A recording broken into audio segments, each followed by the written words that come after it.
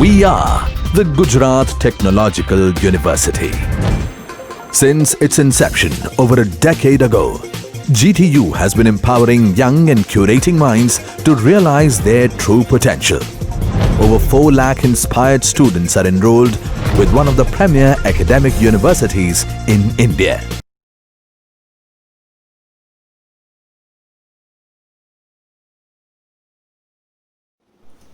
In this video, we will learn about how to draw a development of surfaces of a pentagonal pyramid. ये data में ये जो आप figure देख रहे हैं that is already given. So first we have to draw this figure as it is. मैंने ये पहले से ही ड्रॉ कर ली है. आपको ये सेम फिगर डेटा में दी गई है विथ डायमेंशंस, तो इस तरह से आपको डायरेक्ट बना देनी है. ये बनाने के लिए सबसे पहले आपको एक XY लाइन बनानी पड़ेगी. फिर XY लाइन के पैरेलल आप एक 20 mm, क्योंकि यहाँ पर जो पेंटागोनल पिरामिड दिया गया है तो पेंटागोन की जो बेस की साइड है वो दी गई है 20 mm. तो एक हॉरिजॉन्टल आप लाइन बनाओगे 20 mm की. फिर ये पॉइंट के ऊपर आप राउंडर प्रोटेक्टर सेट करके वहाँ से 72 डिग्री एंगल लोगे. सेम ये जो C पॉइंट आपको दिख रहा है वहाँ पर भी आप प्रोटेक्टर सेट करके 72 डिग्री एंगल लेंगे और वो एंगल के ऊपर आप ये 2 लाइन बनाएंगे AB एंड CD. दोनों की लेंथ होगी 20 mm. अब बाकी रह गया ये पॉइंट E.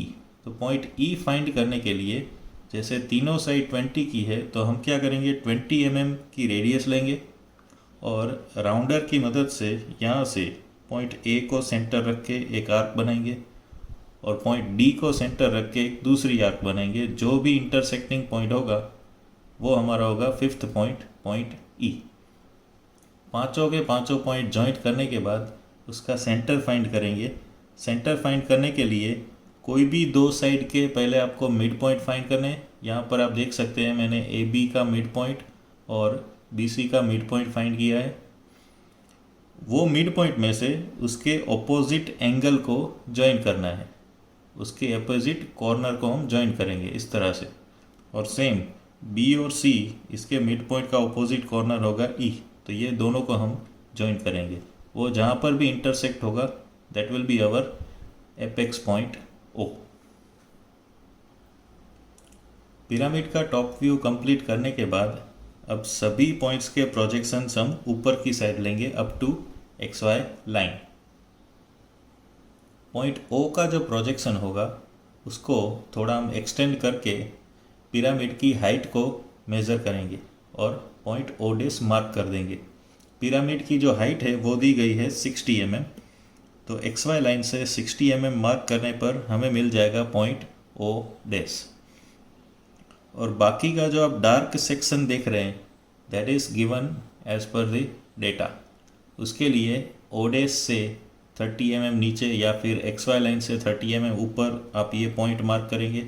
वहाँ से हॉरिजॉन्टल लाइन और वर्टिकल लाइन बनाएंगे. तो ये पोर्शन हमें कट करना है, ये बाहर का पोर्शन. देन जो E' पॉइंट हमें मिला वो E' पॉइंट से 30 डिग्री एंगल पे ये लाइन बनाना है और ये कॉर्नर जो हमें मिला वो भी कट कर देना है. बाकी का पोर्शन है वो एज इट इज़ रहेगा. तो ये तो हुआ सिर्फ गिवन डेटा. जो डेटा में दिया है वही सिर्फ हमने बनाया है. अब इसको डेवलपमेंट करने के लिए क्या करना है, सबसे पहले यहाँ पर आप स्लांट एज जो देख रहे हैं O', D', है वो ट्रू लेंथ नहीं दिखा रही है. तो सबसे पहले तो उसके लिए ट्रू लेंथ हम बनाएंगे. ट्रू लेंथ बनाने के लिए टॉप व्यू में एपेक्स पॉइंट O में से एक हॉरिजॉन्टल लाइन बनानी है. फिर OD इसका प्रोजेक्शन वो हॉरिजॉन्टल लाइन पे हम लेंगे. तो यहाँ पर आप देख सकेंगे कि पॉइंट O से सबसे पहले मैंने एक हॉरिजॉन्टल लाइन बनाई है. Then O as a centre, OD as a radius, यहाँ पर इसका प्रोजेक्शन लिया है. तो ये हमें OD की ट्रू लेंथ मिल जाएगी. अब इसका प्रोजेक्शन लेंगे हम ऊपर की साइड. ये प्रोजेक्शन ऊपर लेने के बाद अब देखोगे एकदम माइनर डिफरेंस दिख रहा है, लेकिन वो भी हमें कंसीडर करना है. अब ये न्यू पॉइंट को हम ज्वाइन करेंगे एपेक्स पॉइंट O' के साथ. न्यू पॉइंट को ओडेस के साथ ज्वाइन करने के बाद अब नेक्स्ट स्टेप है हमारा, ये पूरे का पूरा पेंटागोनल पिरामिड को हम ओपन कर देंगे, उसको डेवलप करेंगे। तो उसके लिए सबसे पहले ओडेस को सेंटर रखना है और ओडेस टू डी डैश जितनी रेडियस लेके एक आर्क बनानी है।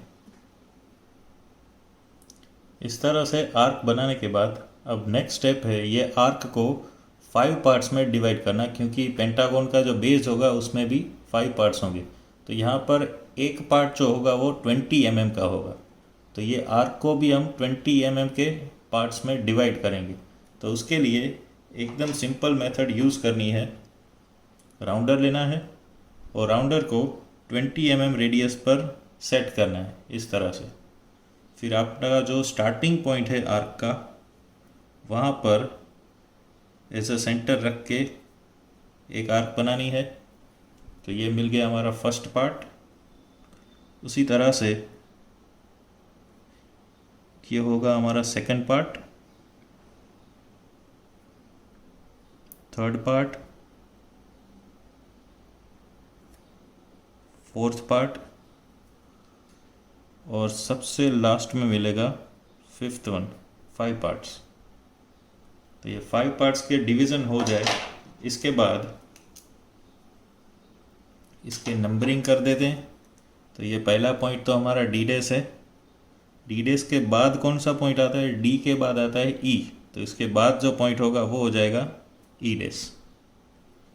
ई के बाद जो पॉइंट आता है वो A, then B, then C और लास्ट में वापस D. A dash, B dash, C dash और लास्ट पॉइंट अगेन सेम होगा, जहाँ से स्टार्ट किया था वहीं पर एंड करेंगे। जैसे यहाँ पर भी हमने देखा है कि सभी एंड पॉइंट्स को हमने एपेक्स पॉइंट के साथ ज्वाइन किया है, तो ये भी जितने एंड पॉइंट है वो सभी को हम एपेक्स पॉइंट के साथ ज्वाइन करेंगे। और ये C to D, D to E, E to A, ये भी स्ट्रेट लाइन है और यहाँ पर हमने आर्क दिखाई है, तो वो भी हम स्ट्रेट लाइन से ज्वाइन कर देंगे। तो ये स्टेप में हमने सभी बेस साइड को स्ट्रेट लाइन से ज्वाइन किया और सभी कॉर्नर्स को एपेक्स पॉइंट ओडेस के साथ ज्वाइन कर दिया। अब नेक्स्ट स्टेप में हमें जहाँ पर भी ये कट हो रहा है वो सभी पॉइंट्स को मार्क करना है। जैसे कि सबसे पहली जो हमारी साइड है वो है ओडेस एडेस। तो ओडेस एडेस पर ये 2 जगह पर कट हो रहा है, एक पॉइंट ये रहा और दूसरा ये point. Then next O dash B dash. तो ओडेस बी डेस पर भी हमें 2 पॉइंट मिल रहे हैं, एक यहाँ पर और दूसरा ये। देन नेक्स्ट ओडेस ई डेस, ये लाइन को भी 2 जगह पर कट कर रहा है, ये 2 पॉइंट हो गए। बाद में लास्ट में आएगा ओडेस डी डेस, तो बाकी का तो एज इट इज़ रखना है, सिर्फ यहाँ पर ही हमें कट करना है। इतना मिल जाए, इसके बाद ये जितने भी पॉइंट्स है इसके हॉरिजॉन्टल प्रोजेक्शन सबसे पहले लेने हैं। कहाँ तक, जो हमने नया पॉइंट डी डैश इंडिकेट किया था वो लाइन तक, और वहाँ से सर्कुलर आर्क से प्रोजेक्शन लेने पड़ेंगे। ये स्टेप में सबसे पहले हमने जितने भी इंटरसेक्टिंग पॉइंट्स यहाँ पर मिले वो सबके हॉरिजॉन्टल प्रोजेक्शंस लिए, जो ओडेस डी डैश नई लाइन मिली है वहाँ तक, और वहाँ से ओडेस एज अ सेंटर रख के सभी पॉइंट्स में से सर्कुलर आर्क से प्रोजेक्शंस लिए। अब नेक्स्ट स्टेप में हमें जितने भी पॉइंट्स इंटरसेक्टिंग मिले हैं वो सभी पॉइंट्स को ये प्रोजेक्शंस के ऊपर जहाँ पर हमने डेवलप किया है वहाँ पर मार्क करेंगे। तो सबसे पहले ओडेस एडेस से स्टार्ट करेंगे। ओडेस एडेस में सबसे पहला ये पॉइंट है, तो यहाँ पर भी हमें ओडेस एडेस लाइन मिल रही है, तो वहाँ पर एक पॉइंट मार्क करेंगे। यह हुआ हमारा फर्स्ट पॉइंट। ओडेस एडेस के ऊपर ये दूसरा पॉइंट है, तो सेम वही प्रोजेक्शन पे आगे जाके ओडेस एडेस के ऊपर ये मार्क कर देंगे। देन नेक्स्ट सेकंड लाइन है ओडेस बी डेस। तो ओडेस बी डेस के ऊपर यहाँ पर एक पॉइंट है, तो एक पॉइंट यहाँ मिल जाएगा ये प्रोजेक्शन के ऊपर, ओडेस बी डेस लाइन के ऊपर। दूसरा एक पॉइंट नीचे के साइड है जो भी ओ डेस बी डेस के ऊपर है तो उसके भी प्रोजेक्शंस लेंगे और ओ डेस बी डेस के ऊपर ये पॉइंट मार्क कर देंगे। नेक्स्ट इज ओ डेस ई डेस। अब और एक चीज़ यहाँ पर हमें देखनी पड़ेगी कि ये जो पॉइंट है वो एक्चुअल में आप उसके प्रोजेक्शंस नीचे की साइड लेंगे तो ओ ई को तो कट करेगा ही, साथ में जो बी टू सी है उसको भी हाफ कट कर रहा है। आप पॉइंट, ये जो दो पॉइंट है इसके प्रोजेक्शन आप एक बार नीचे लीजिए, एक बार मैं करके दिखाता हूँ। यहाँ पर एक रेड कलर की मैंने लाइन बनाई है जो कि है ये दो पॉइंट्स के प्रोजेक्शन। यहाँ पर हम देख सकते हैं कि वो ओ ई को पूरे के पूरा कट कर रहा है और बी और सी को हाफ कट कर रहा है।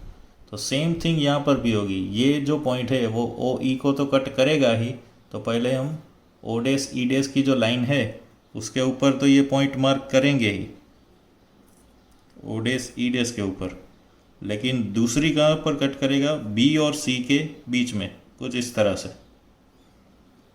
तो बी और सी के बीच में यहाँ पर एक पॉइंट मार्क करना पड़ेगा। उसके लिए क्या करेंगे, सबसे पहले हम बी डेस और सी डेस उसका मिड पॉइंट फाइंड करेंगे। मिड पॉइंट को ज्वाइन करेंगे एपेक्स ओ डेस के साथ। तो सबसे पहले यहाँ पर एक मिड पॉइंट फाइंड किया बी डेस और सी डेस का और उसको ज्वाइन कर दिया एपेक्स पॉइंट ओ डेस के साथ। तो अगेन वही पॉइंट पे आते हैं, ये पॉइंट बी और सी के बीच में भी कट हो रहा है, तो सेम यही प्रोजेक्शन के ऊपर एक पॉइंट ये मिल जाएगा। सेम चीज़ जो नीचे पॉइंट दिया गया है उसके साथ भी वही होगा, पहले ई डेस को कट करेगा तो हम ओ डेस ई डेस के ऊपर ये पॉइंट मार्क कर देते हैं कुछ यहाँ पर, और दूसरा होगा बी डेस और सी डेस के मिड पॉइंट को कट करेगा, तो यही प्रोजेक्शन ऊपर एक पॉइंट यहाँ पर मिलेगा। तो ये तीन पॉइंट हो गए, ये दोनों भी हो गए। अब बाकी का पोर्शन पूरे का पूरा एज इट इज़ है। तो सबसे पहले तो यहाँ पर हम स्ट्रेट लाइन से ही कट कर रहे हैं, तो जितने भी पॉइंट्स है उसको जॉइन करने के लिए भी स्ट्रेट लाइन ही यूज़ करनी पड़ेगी। तो सबसे पहले हम जो पॉइंट्स हमने कट किए थे वो सभी पॉइंट्स को स्ट्रेट लाइन से जॉइन कर देते हैं। सबसे पहले ये सभी पॉइंट्स को हमने स्ट्रेट लाइन से जॉइन कर दिया। अब ये पोर्शन और नीचे का पोर्शन कम्प्लीटली रिमूव हो जाएगा, तो वो एज इट इज़ रखेंगे और बाकी का जो पोर्शन है वो हम डार्क कर देंगे। इतना पोर्शंस हाईलाइट करने के बाद अगर आपके डायमेंशंस कोई बाकी है, base size is 20, height of the pyramid 60, then 30 mm from base and angle is 30 degree, वो दीजिए और ये आपका प्रॉब्लम कंप्लीट। Thank you.